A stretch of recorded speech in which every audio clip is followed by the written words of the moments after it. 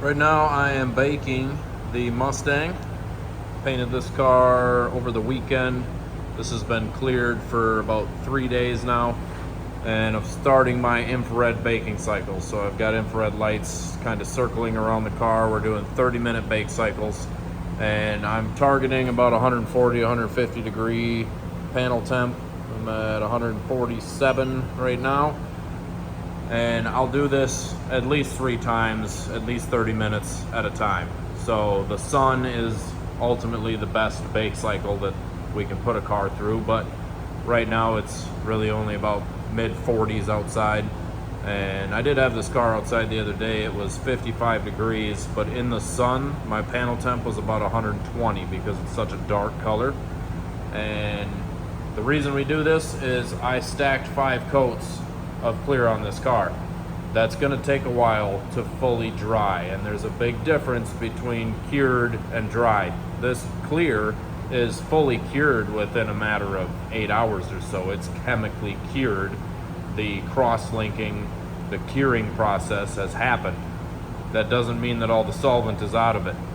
So this is AC 4521 clear. This is the clear that I really like to use. I used to use a lot of VC 5700 and D8152, but that stuff would shrink a lot during the baking process.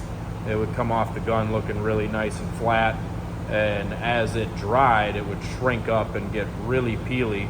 And as you can see, there is a little bit of peel in this. This is still an off the gun finish, but this is not shrinking nearly as much as a lot of other clears that I've used. And most of this car has been through 3 bake cycles already. As I'm doing other things in the shop, I'm rotating the lights around and just kind of constantly baking the car. And I'll do that for probably a week.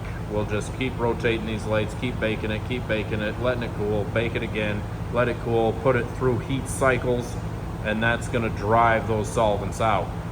The purpose of the infrared light is to heat the panel, not the air around it. That's another reason I don't bake in the booth.